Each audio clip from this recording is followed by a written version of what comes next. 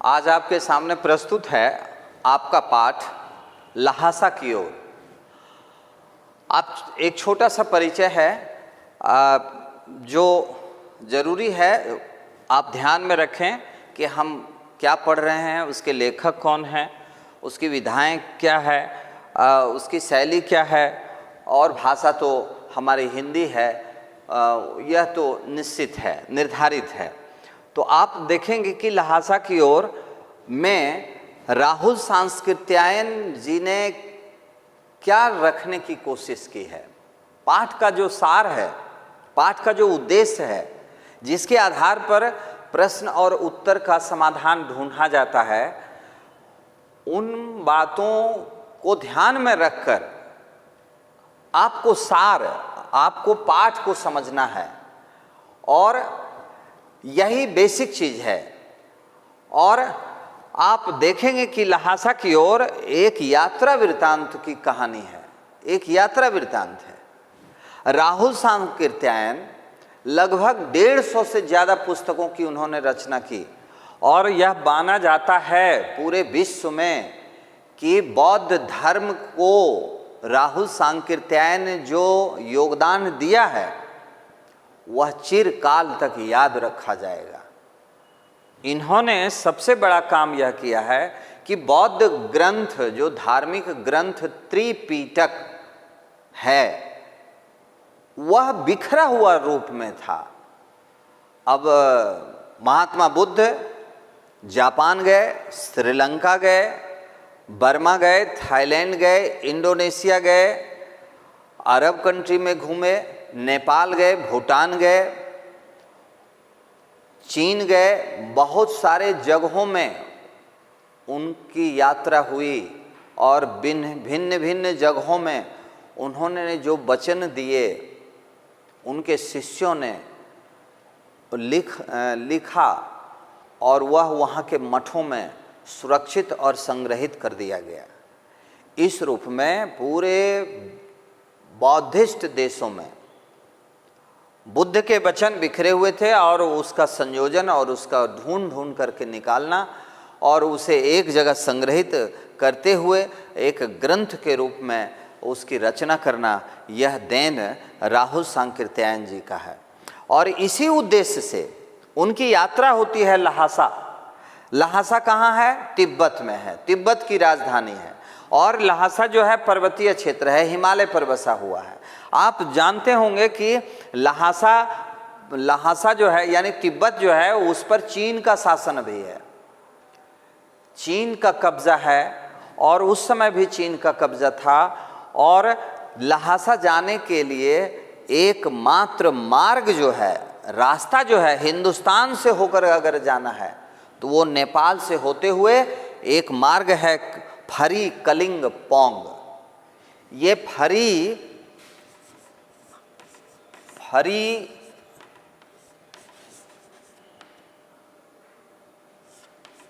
कलिंग पोंग,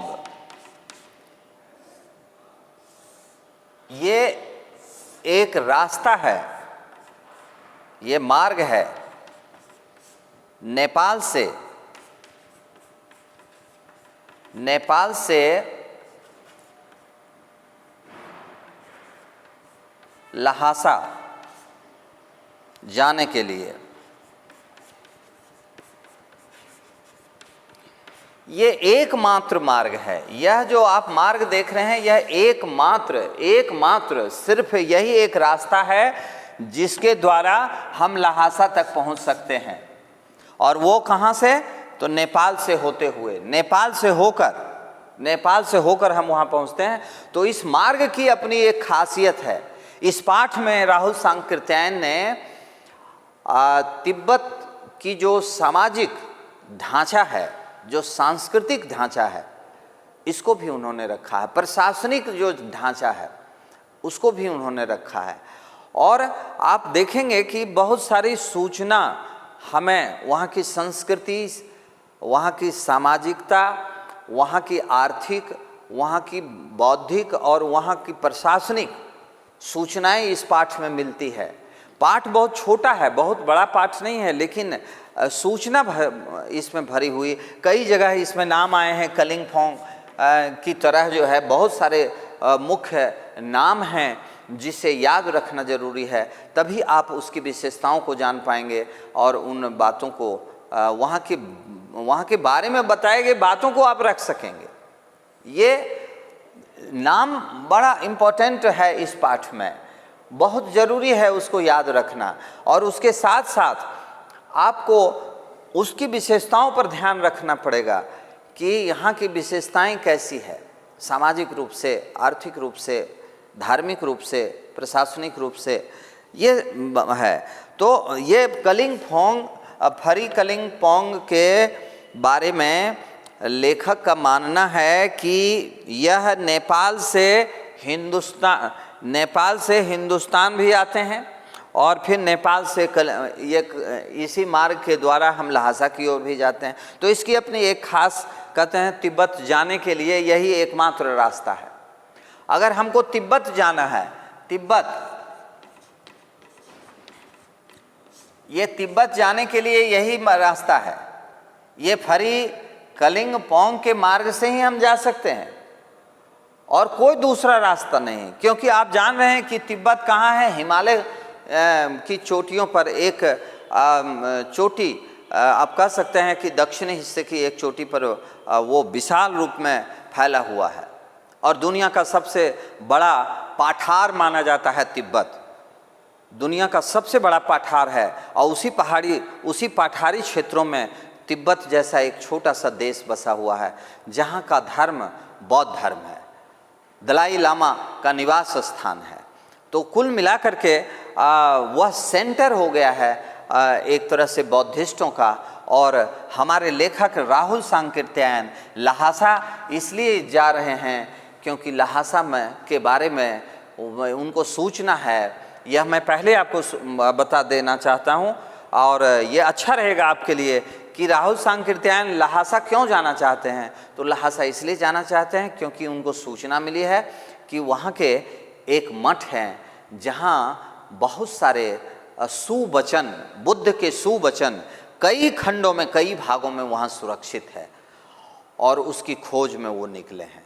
और उसकी खोज में यह जो यात्रा है, 2 बार उन्होंने उसकी यात्रा की, और दोनों बार की यात्रा का इसमें जिक्र है। राहुल सांकृत्यायन अंतिम दूसरी बार जाने के बाद यह लेख तैयार किया। और आपको ये बता देना चाहता हूँ कि ये जो पाठ है लहासा की ओर, राहुल सांकृत्यायन की एक महत्वपूर्ण पुस्तक है,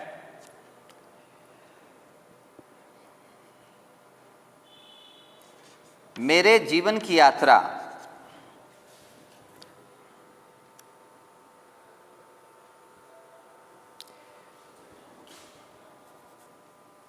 मेरी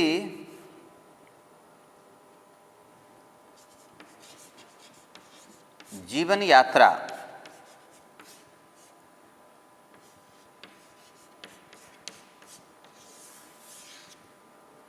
यह महत्वपूर्ण पुस्तक है। मेरी जीवन यात्रा ये 6 भाग में खंडित है, 6 भाग में संग्रहित है। दुनिया के तमाम देशों में उन्होंने जो यात्राएं की है, वहाँ की सांस्कृतिक, वहाँ की भाषा संबंधी, वहाँ के धर्म संबंधी, वहाँ के जितने भी प्रकार की जो विशेषताएं होनी चाहिए एक देश के अंतर्गत, वो तमाम जो है इस पुस्तक में संग्रहित है। और इसी पुस्तक का एक अंश है लहासा की ओर। तिब्बत जाने की यात्रा के क्रम में उन्होंने इस पाठ को रखा, और ये चूँकि हमारे हिंदुस्तान और तिब्बत से, नेपाल और हिंदुस्तान से, ये दोनों देशों से जो संबंध है, और सांस्कृतिक संबंध भी है, आर्थिक संबंध भी है, हमारे हिंदुस्तान से बहुत सारी चीज़ें नेपाल को जाती है, और लहासा में जो बौद्धिस्ट लोग हैं, वहाँ से जो चीन के आतंक से या चीन के अन्य जो ब्लात जिसको हम कहते हैं, ज़बरदस्ती करने की जो बातें जब भी होती है, तो लहासा के बौद्ध भिक्षु जो होते हैं या वहाँ की जनता जो है वह हिंदुस्तान में ही आकर शरण लेता है। तो राहुल सांकृत्यायन यह बतला रहे हैं कि कलिंग फरी कलिंग पोंग जो है एक ऐसा रास्ता है जहाँ से हम नेपाल से होते हुए तिब्बत जाते हैं, और इसमें कहते हैं कि जगह जगह पर इस रास्ते में चीनियों के लिए एक किले बने हुए हैं, और मार्ग वो किला बहुत पहले बनाया गया था जो आज खंडहर अवस्था में है। वहाँ अब फौजी नहीं रहते हैं क्योंकि अब तिब्बत पूरी तरह से चीन के कब्जे में है।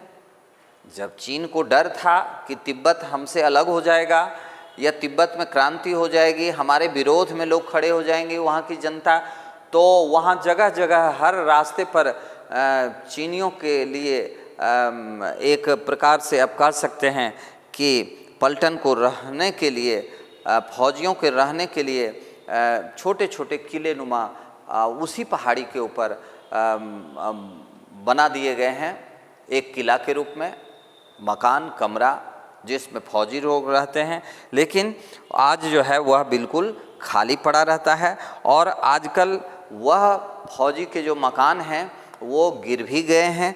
यह भी बतलाते हैं कि दुर्ग यानी किला का जो भाग है अब उसमें कौन रहने लगे हैं, तो कहते हैं वहाँ फरी कलिंग पोंग के आसपास के जो ग्रामीण हैं, जो किसान हैं, वो किसान अब उसमें रहते हैं, उसी किले में। और कुछ किले खंडहर हो गए हैं तो वो खाली पड़ा हुआ है। इस तरह से आप कह सकते हैं कि वह किला परित्यक्त हो चुका है। परित्यक्त का अर्थ होता है परित्यक्त,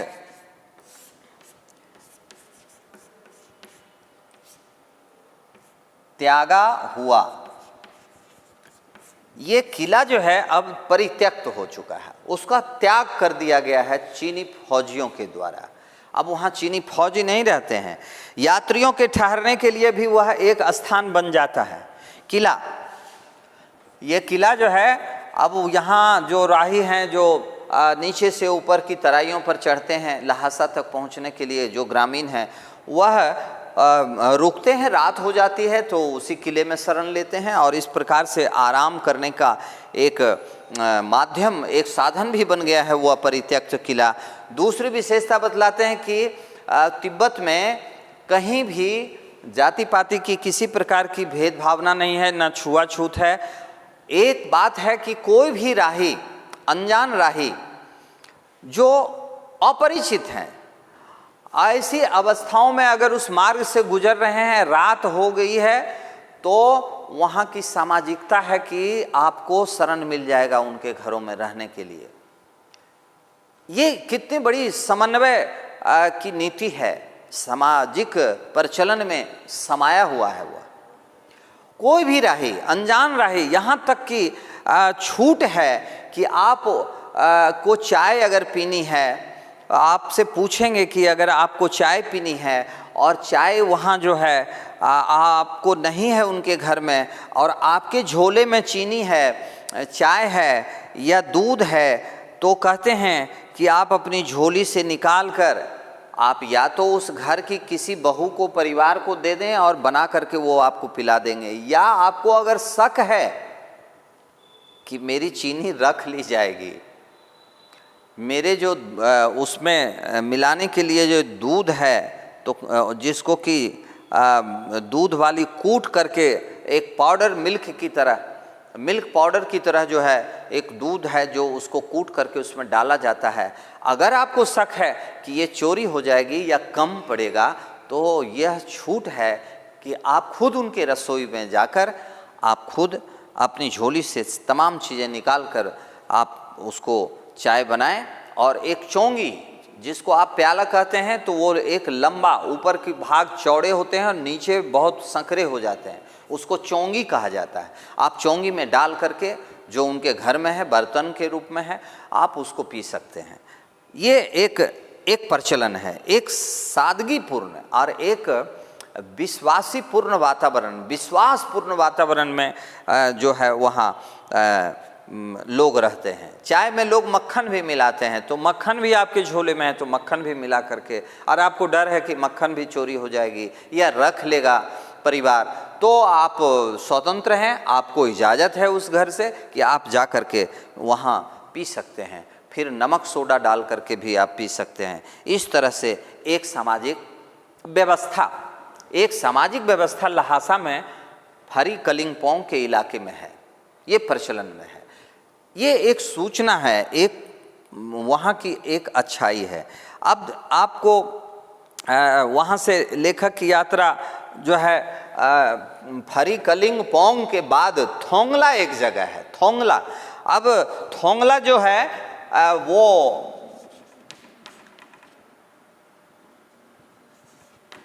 थोंगला, ये थोंगला जो जगह है यह फरी कलिंगपोंग से ऊंचाई पर है।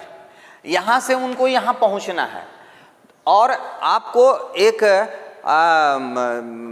सूचना, एक ध्यान रखना पड़ेगा कि राहुल सांकृत्यायन लेखक स्वयं यात्रा कर रहे हैं और ये रास्ते से होकर वो पहले गुजर चुके हैं और उसका विवरण भी है। लेकिन यहाँ से वहाँ जाने के लिए फिर भी उनकी दूसरी ये यात्रा है, तो कहते हैं फिर भी उनको एक गाइड की ज़रूरत होती है, मार्गदर्शक चाहिए। और उनके लिए मार्गदर्शक एक व्यक्ति हैं सुमति। जो सुमति हैं, जो एक बौद्ध भिक्षु हैं और ये बौद्ध भिक्षु राहुल सांकृत्यायन के साथ साथ चल रहे हैं मार्ग दिखलाने के लिए। उनके उद्देश्य जो हैं, उनके उद्देश्य को सार्थक बनाने के लिए। दूसरी बात है कि सुमति जो है बहुत चर्चित व्यक्ति हैं, एक बौद्ध भिक्षु हैं। इनके बहुत सारे गांव जो है, गांव वाले जो हैं, ग्रामीण एरिया जो है, उनके पुरोहित हो गए और इनके जजमान लोग वहाँ निवास करते हैं। तो इनको अच्छी तरह से वहाँ की भौगोलिक दशा की जानकारी है, कहाँ रहना है, कहाँ बैठना है, कहाँ से तुरंत निकल जाना है, ये बताने के लिए। क्योंकि एक लंबे अंतराल, एक लंबे समय के बाद जो है यह यात्रा हो रही, तो एक लंबे समय के बाद एक ऐसी पहाड़ी क्षेत्रों से यात्रा करने के बाद बहुत सारा परिवर्तन भी हो जाता है। उस परिवर्तन के बाद लंबे समय के दौरान जो है बहुत सारी बातें उससे जुड़ जाती है और बहुत सारी बातें हट भी जाती है।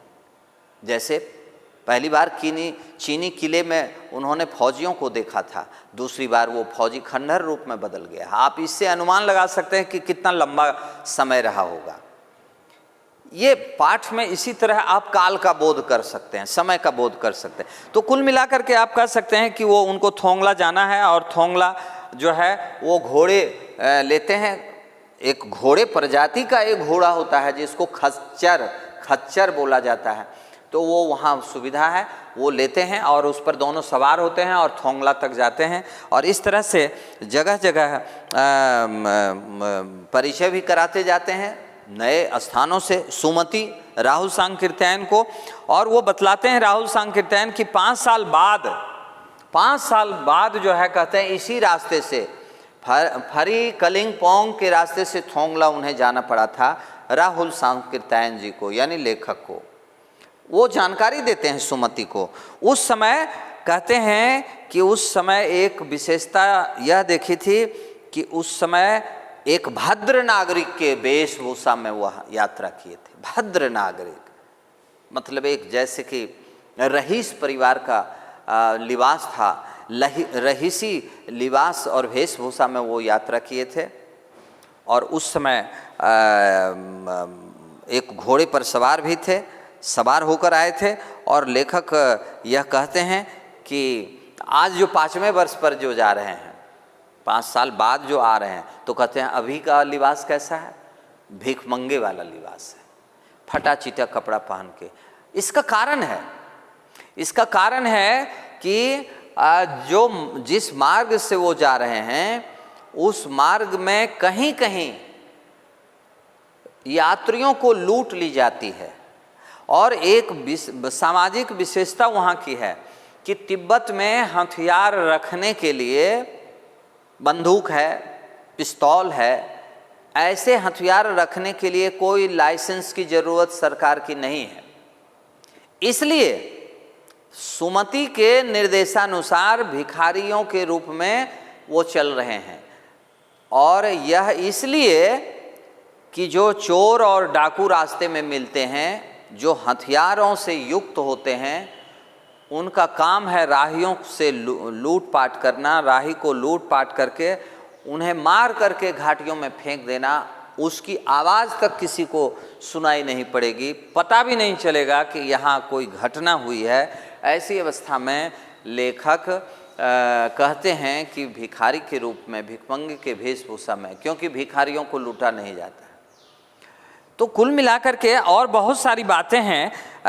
फिर तिंगरी पहुंचते हैं, थोंगला के बाद तिंगरी पहुंचते हैं, और इसी तिंगरी से पहुंचने के बाद घोड़े पर सवार जब थे तो घोड़ा उनका पीछे छूट जाता है, सुमति आगे निकल जाते हैं। सुमति को 2-3 घंटे इंतज़ार करना पड़ता है। फिर जब पहुंचते हैं तो उनको पता चलता है कि राहुल सांकृत्यायन यानी लेखक जो हैं वह रास्ता भूल करके 6-7 किलोमीटर दूसरे मार्ग पर चले गए थे। फिर जब उनको ग्रामीणों ने बताया कि आपको तिंगरी जाने के लिए दूसरा मार्ग है, आप चौक तक जाएं और वहाँ से बाएं की ओर मुड़ें, और फिर उनको मुड़ करके यहाँ आना पड़ा। तब तक 2-3 टोकरी कंडे, कंडे का मतलब होता है गोबर का, गाय का जो गोबर से गोईठा जो बनता है, जिसको हम उपला भी बोलते हैं, उसको कंडे भी बोलता है वहाँ के लोग। तो वो 2-3 टोकरी कंडे जो है जला लिए, चूँकि जाड़ा है वहाँ बहुत आपको शीत का अनुभव होगा।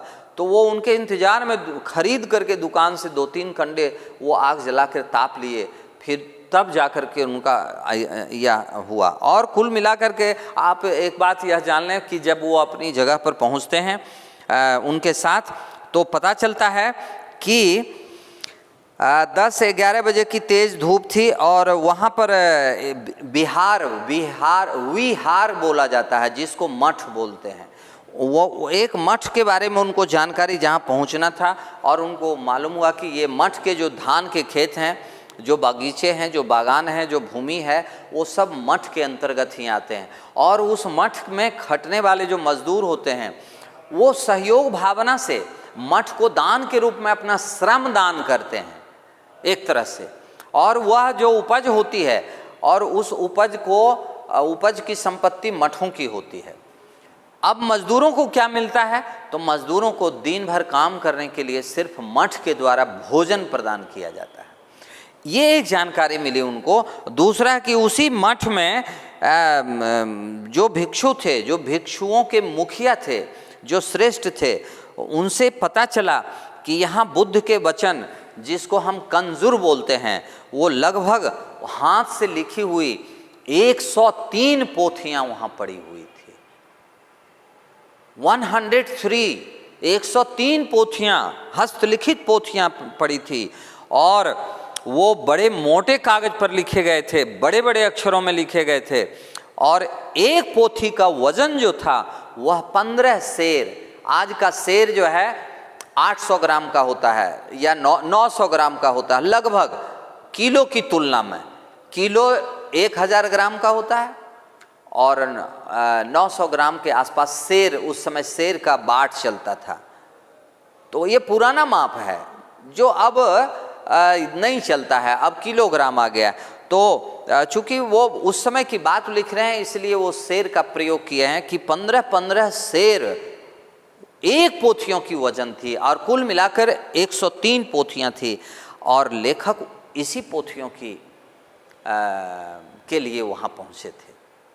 उनकी यात्रा सफल हो गई दूसरी बार में, और कहते हैं 2-3 दिन लगेंगे उनको अध्ययन करने में, लगभग यह जानने में, यह पता करने में लग जाएगा कि इन पोथियों में बुद्ध के वचन जो हैं कहाँ से कहाँ तक के अंशों में हैं, और अन्य भिक्षुओं के जो वचन हैं वो कहाँ से कहाँ तक है। ये तमाम चीज़ों की जानकारी जो है उनको लेनी है। 2-3 दिन लगेंगे, फिर उसका कुछ अध्ययन भी हो जाएगा, और फिर उसको वो रखेंगे, लिखेंगे। लेकिन उन्हें ऐसा काम पड़ गया, ऐसी ज़रूरी बातें आ गई कि उन्हें रुकना नहीं पड़ा।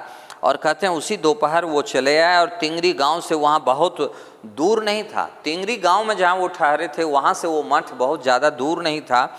और इस तरह से सुमति के साथ लेखक ने अपने पीठ पर अपना सामान को लादा, और जो वहाँ के बौद्ध भिक्षु हैं, जिनको हम नमसे कहते हैं, जो मुखिया होते हैं, उनको नमस्कार किया, अभिवादन किया और फिर वहाँ से विदा लेकर के लेखक फिर लौट आते हैं। तो इस प्रकार से और भी बहुत सारी बातें आप देखेंगे, इसमें सांस्कृतिक सामाजिक रूप की चर्चाएं की गई है। मुख्य बिंदुओं पर मैंने प्रकाश डाला इसलिए कि आपको ध्यान में रखना क्या है इस पाठ से, तो आपके सारे प्रश्न का समाधान संभव है। और फिर उसका विवरण आप देखेंगे तो आप कुल मिलाकर के छोटी छोटी जो चीज़ें हैं या बड़ी जो चीज़ें हैं, जो इन्फॉर्मेशन है, सूचनात्मक है, उसको मैंने आपके सामने रखा और आप इसको पूरी तरह से पढ़ेंगे तो क्लियर हो जाएगा और समाधान भी हो जाएगा, प्रश्न के सवाल का जवाब भी मिल जाएगा आपको। धन्यवाद।